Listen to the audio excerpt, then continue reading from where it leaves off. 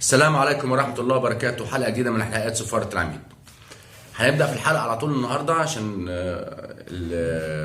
ما نطولش الحلقة. النهاردة إن شاء الله هناخد مباراة الإسماعيلي وفيوتشر، وهناخد مباراة الأهلي والاتحاد اللي لسه خلصانة من ساعات، وهنعلق على الفيديو بتاع مارك كلاتنبرج في تحليل أداء الحكام في الأسبوع الخامس، وهناخد خبر كده بخصوص اللاعب اللي اعتدى على الحكم في مباراة المعصرة والاتحاد المنزلة. هنبدأ أول حاجة هناخد الإسماعيلي وفوتشر، هناخد فيه الأحداث اللي حصلت فيه، إلغاء هدفين للإسماعيلي. أدار مباراة صبحي العمراوي من منطقة الإسكندرية، وأدى مباراة طيبة، وإلغاء الهدفين فعلا كان قرار صحيح من الحكم والفار. هنلاقي ان هناخد الاول الهدف اللي هو الالغي، الفار الغاه بدايه التسلل، وده فعلا قرار صحيح، وكره يعتبر لعبه سهله. تدخل الفار وادى كونفيرم لصبحي العمراوي ان اللاعب اللي احرز الهدف كان في موقف تسلل، وبالتالي الغاء الهدف كان صحيح. هنيجي بقى للهدف اللي هو اتلغى، اللي هو يعني عاوز اقول اتلغى ليه او السبب اتلغى ليه. اول حاجه انا بقول برافو اللي كان قاعد على تقنيه الفار محمود دسوقي، لان لما عمل الاي بي بي اللي هو المراجعه ما قبل احراز الهدف، اللي هو مراحل تطور الهجمه، مراحل تطور الهجوم، اللي هو الاي بي بي، اختصار الاي بي بي في مراحل اللي هو اسمها مراحل تطور الهجوم. لما بعد الاسماعيلي احرز الهدف عمل مراجعه على الاي بي بي، لقى ان باهر المحمدي كان ارتكب خطا ضد لاعب فيوتشر، على الرغم اللي هو كان عند منطقه جزاء على حدود 18 من عند النادي الاسماعيلي طبعا، والهدف احرز في فيوتشر. ورغم ذلك بعد مراجعه الاي بي بي اللي هو مراحل تطور الهجوم، لقى ان باهر محمدي ارتكب خطا قبل احراز هدف، وكان انذار مستحق. امتى ما عملش مراجعه اي بي بي؟ مراجعه الاي بي بي تنتهي او ما لقاش ليها تدخل لو اللاعب ارتكب خطا، وبعد ما ارتكب خطا اللعبه اتباصت باص، او باص بس للخلف. بمجرد ما الباص اتلعب للخلف، هنا خلاص مراجعه او مراحل تطور الهجوم او الاي بي بي بتتلغي في هذه الحاله. انما اي باص حتى لو 30 40 باص طالما الى الامام او الى جانبي في عمل الهجمه، كل دوت ما بيتحسبش خالص. وحتى لو احرز هدف بعديها ب 30 40 باصه يتعمل لها بتاع دوت، اللهم صل على النبي، يتعمل لها الاي بي بي او مراحل تطور الهجوم. امتى ما بقاش في اي بي بي؟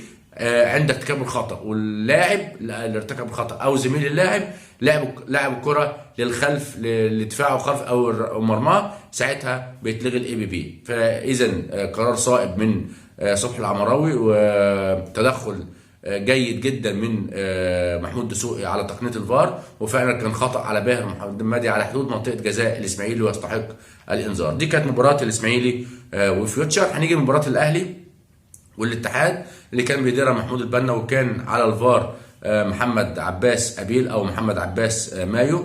برضو هنيجي بس للركلتين الجزاء. هنلاقي ركله الجزاء الاولانيه لم يحتسبها محمود البنا، ولكن تدخل الفار كان تدخل صائب، لان معانا صوره وهنحط دايره على الخطا اللي ارتكبه ياسر ابراهيم ضد خالد غندور لاعب نادي الاتحاد. معانا الصوره اهو. هنلاقي ان ياسر ابراهيم دخل بتهور على انكل رجل خالد الغندور. طبعا ما شافهاش محمود البنا، واستدعاه الفار عشان يشوفها بنفسه.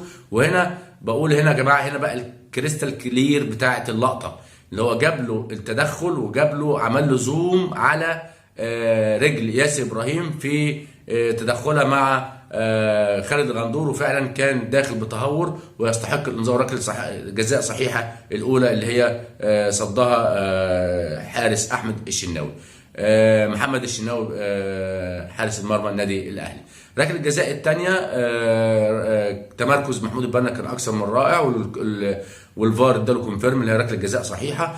الناس تقول لي طب ده كابتن محمد الشناوي يستحق الطرد. لا، طالما في منافسه على الكوره، كان في منافسه بين الشناوي وبين مهاجم الاتحاد، وبالتالي ما ينفعش اديله كارت احمر، يستحق الانذار لان في منافسه، لان كان ممكن الشناوي ياخدها، يعني في منافسه اللي هو كان ممكن يعمل لها انقاذ، وبالتالي بينزل من كارت احمر الى كارت اصفر. امتى ادي كارت احمر؟ لو اللاعب خلاص عدى والشناوي مثلا عرقله من الخلف، او خلاص كان هو وجون هيضع كرة في المرمى، ساعتها ممكن ادي طرد لمحمد الشناوي، ولكن دي كانت تعتبر منافسه على الكرة. انما محمد الشناوي كان داخل باهمال، يستحق هجمه، يعتبر تنزل بقى الهجمه واحده، وبالتالي يستحق الانذار وركله جزاء صحيحه. وكان تنفيذ الركلتين تمام، يعني تنفيذ الركلتين الجزاء بتوع النادي الاتحاد كان الفار كان مشيك عليهم، وكان تنفيذ صحيح، وبالتالي دي كانت ركلتين الجزاء صحاح 100%. الفار تدخل في واحده ومحمود البنا حسب الثانيه. دي كانت مباراه الاهلي والاتحاد اللي ادارها محمود البنا. هنيجي بقى نعلق على الفيديو بتاع مارك كلاتنبرج في تحليل الاسبوع الخامس، وهنا هسأل سؤال: ما هو منطقك يا مارك كلاتنبرج في تطبيق مبدأ الثواب والعقاب؟ ما هو المنطق في تطبيق مبدأ الثواب والعقاب، بما انك انت حللت الاسبوع الخامس؟ وهنيجي لمباراتين، المحله والاهلي والداخليه وفاركو. هنيجي لمباراه المحله. طبعا ايه مبدأ الثواب والعقاب؟ هل في حكام هيتطبق عليها مبدأ الثواب والعقاب؟ اخطأت هتتعاقب، عملت مباراه جيده هتلعب تاني، ولا على حكام معينه وحكام تاني لا، على حكام معروفين وحكام الغلابه؟ ده السؤال اللي بنوجهه لمارك كلاتنبرج، وخاصه اخص بالذكر كابتن تامر الدر والكابتن محمد فاروق المحترمين، على اساس ان هم اللي يعني ليهم يد كبيره قوي في وضع حكام الساحه في المباريات الدوري الممتاز. ما هو المنطق في تطبيق مبدأ الثواب والعقاب؟ فهنيجي مباراه المحله بناء على الفيديو اللي هو طلع فيه مارك كلاتنبرج، ان كان اللاعب الافريقي اللي احنا قلناه في فيديو صفاره العميد، اللاعب الافريقي اللي طلع بالاسترزات الحذاء على اكرم توفيق كان يستحق الطرد، وبالتالي طبعا دي مش لعبه محمد الحنفي، انما لعبه محمود بسيوني على تقنيه الفار. كان المفروض يستدعاه ان هو يروح يشوف الخطا ده بنفسه، عشان كان يستحق هذا اللاعب يستحق الكارت الاحمر مباشر دخوله بقوه زائده، استخدام قوه زائده على لاعب اكرم توفيق. دي اول حاجه. تاني حاجه، كان في ركله جزاء اكرم توفيق من ناحيه اليمين، المدافع لعب على رجل اكرم توفيق، وبالتالي دي كانت ركله جزاء، ودي كانت يعتبر محمد الحنفي شريك فيها، لان هو ما احتسبهاش اصلا. وفي نفس الوقت الفار برضو المره الثانيه لم يستدعي محمد الحنفي عشان يجي يعمل تشك عليها بره وياخد قراره باحتساب ركله جزاء من عدمه. دي تاني حاجه.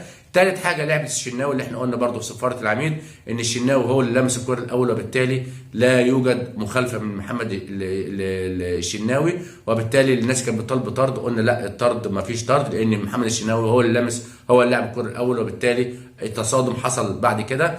هنا بقى الفار غلط، اللي هو محمود بسيوني، بالحكم محمود بسيوني اخطا عند استدعاء محمد الحنفي، لان الكره لا تستحق ان الفار بقياده محمود البسيوني ان هو يستدعي محمد الحنفي عشان يشوف الكوره، لان ما فيهاش خطا اصلا. ده مباراه المحله والاهلي، الاخطاء اللي فيها هنشوف مبدا الثواب والعقاب او المنطق في تطبيق مبدا الثواب والعقاب بعد هذا الفيديو وشرحه مارك كلاتنبرج وقال الاخطاء ديت.